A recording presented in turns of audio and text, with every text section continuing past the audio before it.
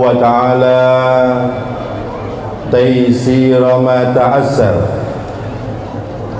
wa wa'ada bil mazid liman u'tiya qalilan aw kathiran fashakar.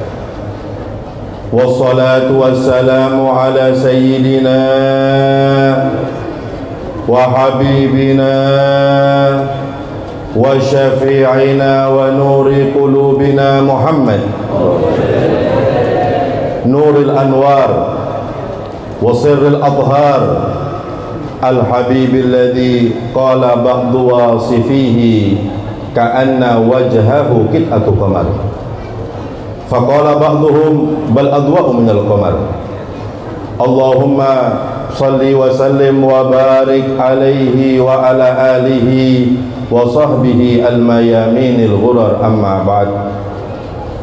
Ingkang kula hormati sedaya para habaib, para kiai, para asatid, para sesepuh, para tokoh masyarakat, wa fi muqaddimatihim guru kula panjenengan sedaya Kiai Haji Umar Toha dan semua para kiai yang hadir, yang tidak saya sebut namanya satu persatu tanpa mengurangi rasa hormat saya kepada mereka semua. Begitu pula para habaib yang hadir, Al-Habib Hamzah Maulana Darbila, Al-Habib Muhammad Punaiman, dan semua para habaib yang tidak saya sebut namanya tanpa mengurangi rasa hormat saya kepada mereka semua. Kita doakan para kiai kita, habaib kita, mereka semua dipanjangkan usianya oleh Allah Subhanahu wa taala dalam keadaan sehat wal afiyah fi taatillah. Amin. Allahumma amin ya rabbal alamin. Begitu pula yang saya hormati segenap takmir Masjid Jami' Gresik, wa fi muqaddimatihim guru kita bersama Kiai Haji Ahmad Reza dan semua takmir Masjid Jami' Gresik. Mudah-mudahan mereka semua diberi kekuatan oleh Allah Subhanahu wa taala untuk terus bisa memakmurkan masjid ini. Amin. Allahumma amin ya rabbal alamin. Begitu pula semua para hadirin hadirat rahimakumullah. Alhamdulillah, kita bersyukur kepada Allah Subhanahu wa taala yang pada pagi hari ini kita semua dikumpulkan oleh Allah Subhanahu wa taala di majelis yang mulia, di tempat yang mulia, dan di hari yang mulia untuk bersama-sama kita beriman berkat Nabi Muhammad diijabah oleh Allah Subhanahu wa taala. Amin. Allahumma amin ya rabbal alamin. Hadirin hadirat rahimakumullah, Asy-Syaikh Abu Abdillah Ibnul Hajj, beliau memberikan penjelasan untuk kita semua apa hikmah dilahirkannya Nabi Muhammad SAW itu di hari Senin, dan apa hikmahnya Rasulullah SAW itu dilahirkan di bulan Rabiul Awal. Beliau menjelaskan dengan beberapa penjelasan yang termasuk intinya bahwasanya Rasulullah SAW itu dilahirkan di hari Senin karena Allah Subhanahu wa taala menciptakan tumbuh-tumbuhan itu di hari Senin sebagaimana diriwayatkan oleh Imam Ahmad. Jadi khalqul syajar itu tumbuh-tumbuhan Allah ciptakan di hari Senin. Maka dilahirkannya Rasulullah SAW di hari Senin itu adalah sebagai isyarat dari Allah Subhanahu wa taala untuk kehidupan yang baik untuk umat manusia. Karena pohon-pohon itu, kata beliau para hadirin, adanya pohon, adanya tumbuh-tumbuhan, kita bisa makan dari pohon tersebut, dari buah-buahan, dan kita bisa berobat daripada tumbuh-tumbuhan yang Allah ciptakan. Maka Nabi Muhammad SAW itu ibarat obat makanan untuk hati kita. Makanya Allah Subhanahu wa ta'ala melahirkan beliau di hari Senin. Itu hikmah yang disebutkan oleh Al-Imam Abdullah Ibnul Hajj dalam kitabnya Al-Madkhal. Bahkan kalau kita lihat dalam penjelasan para ulama sahabat Nabi Muhammad SAW, di hari Senin itu banyak kejadian-kejadian yang istimewa yang terjadi dalam kehidupan Nabi. Rasulullah SAW dilahirkan di hari Senin. Sahabat Abdullah ibnu Abbas mengatakan Rasulullah SAW itu pertama kali mendapatkan wahyu itu di hari Senin. Rasulullah SAW meletakkan Hajar Aswad sampai sekarang itu berada di tempatnya itu juga di hari Senin. Rasulullah SAW keluar dari kota Mekah untuk berhijrah di hari Senin. Sampai kota Madinah juga di hari Senin. Jadi banyak kejadian-kejadian yang terjadi dalam kehidupan Nabi itu di hari Senin. Oleh karenanya hari Senin ini termasuk hari yang istimewa untuk Nabi kita Muhammad SAW. Begitu pula beliau menjelaskan dilahirkan di bulan Rabiul Awal, karena bulan Rabiul Awal itu a'dalul fusul, kata beliau, musim yang paling netral. Rabi itu musim semi para hadirin, jadi tidak terlalu panas, tidak terlalu dingin. Makanya cocok untuk syariat Nabi Muhammad SAW yang tidak terlalu keras dan juga tidak terlalu gampang syariat Nabi Muhammad SAW.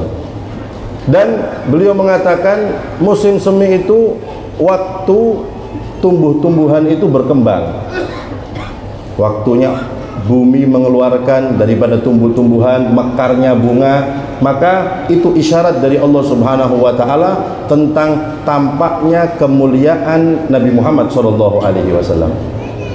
Begitu pula beliau menambahkan termasuk hikmah Rasulullah SAW, beliau itu dilahirkan di bulan Rabiul Awal, bukan di bulan-bulan yang lain seperti Ashhurul Hurum atau bulan Ramadan, bulan-bulan yang mulia, supaya manusia ini tidak punya prasangka oh Nabi itu mulia karena dilahirkan di bulan mulia. Tapi justru sebaliknya, bulan Rabiul Awal ini menjadi mulia karena di dalamnya dilahirkan Nabi Muhammad sallallahu alaihi wasallam. Oleh karena itu hadirin hadirat rahimakumullah, apapun yang berhubungan dengan Nabi Muhammad sallallahu alaihi wasallam itu pasti menjadi mulia berkat Rasulullah sallallahu alaihi wasallam. Kita lihat kota Madinah, dulu namanya Yathrib. Tidak mau orang pergi ke Madinah karena terkenal tempatnya wabah di situ. Tapi ketika Madinah itu dihijrahi Nabi, menjadi tempat tinggal Nabi, kota Madinah menjadi kota yang paling mulia menurut pendapat Imam Malik bin Anas. Kenapa? Karena di dalamnya ada Rasulullah SAW. Begitu pula apapun yang berhubungan dengan Nabi, kita sebagai umat Nabi menjadi umat yang paling mulia karena sebabnya Rasulullah SAW. Makanya para ulama memuji Nabi Muhammad SAW, maka ulama itu akan menjadi terpuji, terkenal karena memuji Rasulullah SAW. Makanya seorang ahli syair mengatakan, ma madahtu Muhammadan bi gosoidi, walakin madahtu gosoidi bi Muhammadi. Aku tidak memuji Nabi dengan gosidah-gosidahku, tapi justru gosidahku menjadi terpuji karena memuji Nabi Muhammad sallallahu alaihi wasallam. Gosidah akan menjadi terpuji, dikenang, dihafal karena gosidah itu memuji Nabi Muhammad sallallahu alaihi wasallam. Shallu ala Nabi Muhammad. Oleh karena itu para hadirin, jalur yang paling cepat untuk mendapatkan perhatian Nabi, cintanya Nabi, dengan kita banyak bersolawat dan memuji Nabi Muhammad SAW. Kita lihat para sahabat Nabi Muhammad SAW yang jalurnya melewati pujian kepada Nabi menjadi dekat dengan Nabi. Seperti sahabat Hasan bin Sabit contohnya. Beliau bukan sahabat yang terkenal hebatnya dalam berperang, bukan. Beliau menjadi dekat dengan Nabi, terkenal. Kenapa? Karena sering memuji Rasulullah sallallahu alaihi wasallam. Makanya menjadi dekat dengan Rasulullah sallallahu alaihi wasallam. Ka'ab bin Zuhair dan banyak para sahabat-sahabat dekatnya dengan Nabi, jalurnya melewati memuji Rasulullah sallallahu alaihi wasallam. Oleh karena itu juga para ulama-ulama, para hadirin, kita lihat ulama mutaakhirin, Sayyidul Walid Al-Habib Salim bin Abdullah Asy-Syatiri, beliau mengatakan tiga mutaakhirin, ulama mutaakhirin yang memiliki kedekatan kepada Nabi. Kenapa? Karena ta'alluqnya selalu memuji Rasulullah sallallahu alaihi wasallam. Yang pertama kata beliau Syekh Abdurrahim Al-Bur'i. Beliau dipanjangkan usianya oleh Allah Subhanahu wa taala. Diisi usianya itu untuk selalu memuji Rasulullah sallallahu alaihi wasallam. Bersolawat kepada Nabi Muhammad sallallahu alaihi wasallam. Yang kedua, Syekh Yusuf bin Ismail An-Nabhani. Al-Habib Hussein bin Abdullah As-Sagaf, Sayyidul Walid, beliau mengatakan Syekh Yusuf bin Ismail An-Nabhani itu jangankan beliau, pembantunya itu sering mimpi Rasulullah sallallahu alaihi wasallam. Kenapa? Barokahnya Syekh Yusuf bin Ismail An-Nabhani. Bahkan diceritakan para hadirin, dulu itu ada seseorang soleh, ahli ibadah, selalu mimpi Rasulullah sallallahu alaihi wasallam. Subhanallah, ketika itu ada seseorang yang mengarang kitab, isinya itu menghina Syekh Yusuf bin Ismail An-Nabhani. Dalam kitabnya mengatakan, oh Syekh Yusuf berlebihan memuji Nabi Muhammad SAW. Nah, orang ini penasaran, kenapa kok Syekh Yusuf kok dihina dalam kitabnya? Beli kitab itu untuk kepingin tahu tok, ya, apa sih pendapatnya tentang Syekh Yusuf bin Ismail An-Nabhani? Apa dalilnya? Subhanallah, ketika beli kitab itu para hadirin langsung tidak mimpi Rasulullah sallallahu alaihi wasallam. Berhari-hari, tambah ibadahnya, tambah sholawatnya, terus merasa dosa karena tidak mimpi Nabi Muhammad SAW. Subhanallah, mungkin setelah beberapa pekan mimpi Rasulullah SAW. Maka orang ini bertanya, ya Rasulullah, kenapa kau tidak datang dalam mimpiku dalam waktu yang lama? Apa kata Nabi dalam mimpinya? Iya, karena engkau membeli kitab atau di rumahmu ada kitab yang menghina pecintaku, yaitu Syekh Yusuf bin Ismail An-Nabhani. Lu bayangkan para hadirin rahimakumullah, cintanya Nabi kepada orang yang selalu bersolawat memuji beliau Rasulullah sallallahu alaihi wasallam. Yang ketiga, Al-Habib Ali bin Muhammad Al-Habsyi. Beliau punya kurang lebih 5.000 gosidah, antara Hakami dan Humaini, semuanya memuji Nabi Muhammad sallallahu alaihi wasallam. Nah, karena itu mereka para ulama, para sahabat memiliki kedudukan khusus di hati Rasulullah sallallahu alaihi wasallam. Oleh karena itu para hadirin rahimakumullah, acara peringatan Maulid Nabi Muhammad sallallahu alaihi wasallam, acara sholawat kepada Nabi Muhammad sallallahu alaihi wasallam, itu adalah cara kita untuk mendekatkan diri kita kepada Nabi Muhammad sallallahu alaihi wasallam dan untuk menjadi umat yang dikenal oleh Rasulullah sallallahu alaihi wasallam.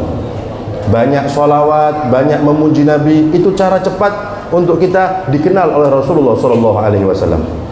Kita lihat hadis Nabi sallallahu alaihi wasallam. Nabi pernah menjelaskan, inna afdhala ayyamikum yaumul jum'ah, kata Rasulullah. Sesungguhnya hari-hari yang paling mulia di antara hari-hari kalian itu hari Jumat, kata Nabi. Kemudian Nabi menjelaskan apa kemuliaan hari Jumat? Fihi khuliqa Adam. Di hari Jumat Allah menciptakan Nabi Adam. Wa fihi gubid. Nabi Adam itu meninggal di hari Jumat.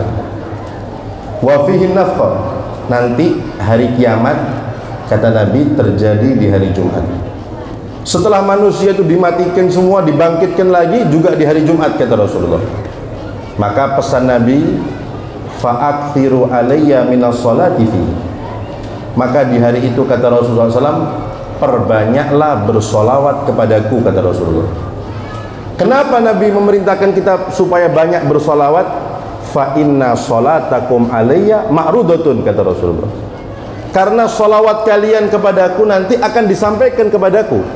Kita bisa bayangkan para hadirin, kita bersolawat kepada Nabi, disampaikan, ya Rasulullah, fulan bin fulan umatmu bersolawat kepadamu. Bersolawat lagi, disampaikan lagi kepada Nabi. Makanya sering-sering kita bersolawat kepada Nabi, otomatis semakin dikenal oleh Rasulullah sallallahu alaihi wasallam. Itu intinya, kita bersolawat memuji Nabi Muhammad sallallahu alaihi wasallam. Nah, sahabat Nabi ketika mendengar Nabi mengatakan bahwa solawat kalian akan disampaikan kepadaku, sahabat ada yang bertanya, Rasulullah ini kan punya batas usia para hadirin. nanti kalau Rasulullah sudah wafat, bagaimana cara menyampaikan sholawat yang dibaca oleh umatnya kepada Nabi Muhammad SAW? Makanya sahabat bertanya, kaifa tu'radu salatuna alaika wa qad arimta? Ya Rasulullah, bagaimana caranya menyampaikan sholawat kepadamu kalau nanti engkau meninggal dunia, masuk kuburan, kemudian hancur di kuburan? Itu pertanyaan sahabat kepada Nabi. Maka Rasulullah SAW beliau menjawab, innallaha harrama alal ardi an ta'kula ajsadal anbiya. Kata Nabi, Allah mengharamkan kepada bumi untuk memakan jasadnya para nabi. Jadi jasadnya para nabi ini utuh, para hadirin. Dalam kitab Faidul Qadir, bahkan bukan hanya nabi, syuhada jasadnya utuh, as-siddiqin, para aulia jasadnya utuh, hamilul Quran, orang yang hafal Quran itu jasadnya utuh, muadzin, tukang adzan yang lillahi ta'ala itu juga utuh, kata kitab Faidul Qadir. Nah, berarti ketika kita bersolawat kepada Nabi, disampaikan solawat kita dan dalam keadaan jasad Nabi itu utuh, para hadirin. Kemudian tidak sampai di situ, solawat salam yang kita ucapkan kepada Nabi disampaikan kepada Nabi dan dijawab oleh Rasulullah Sallallahu Alaihi Wasallam. Dalam hadis Nabi mengatakan, ma min ahadin yusallimu alayya illa raddallahu alayya ruhi hatta arudda alaihi salam.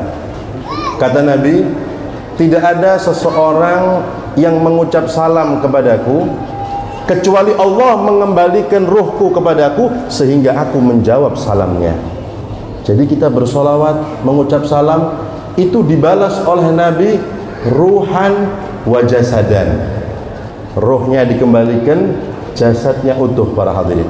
Makanya kalau kita lihat Al-Imam Ja'far Al-Barzanji dalam maulidnya mengatakan yang kurang lebih, hadza wa qad istahsanal qiyam inda dzikri maulidihin nabiyil karim, maulidihi syarif, a'immatun dzaw riwayatin wa rawiyah.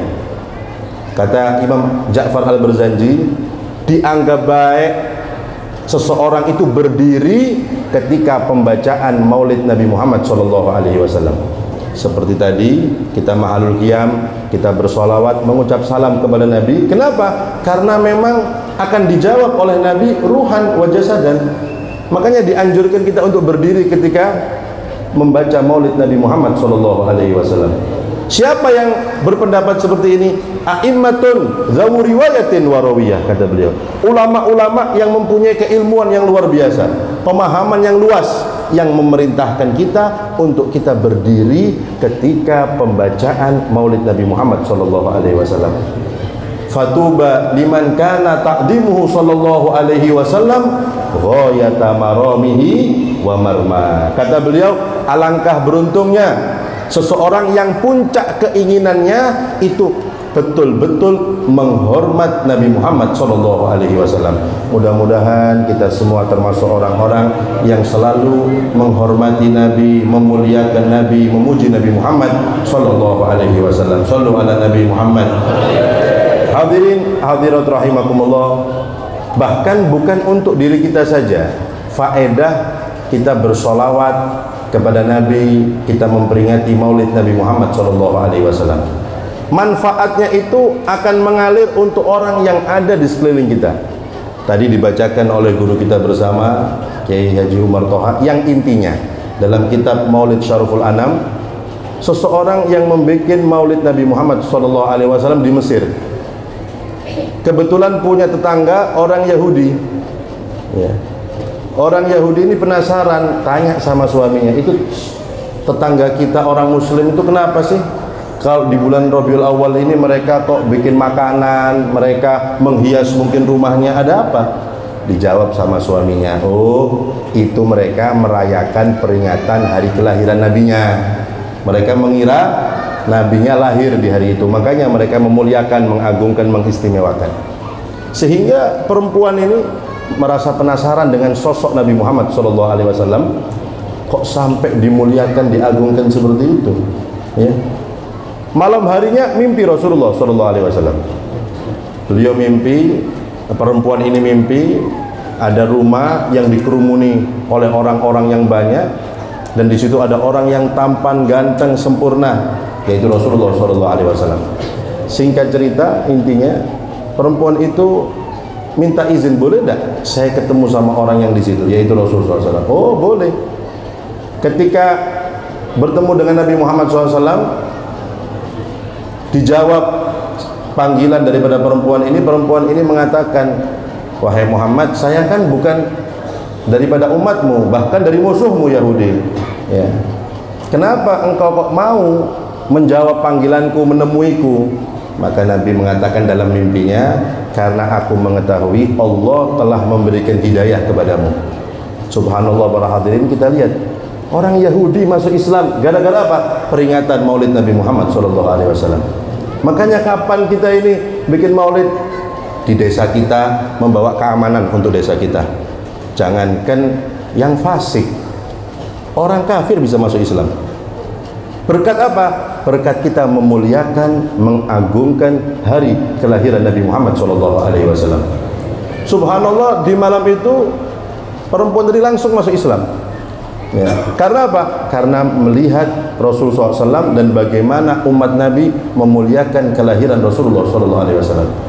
Tapi masuk Islamnya sembunyi-sembunyi, takut diketahui suaminya, ya.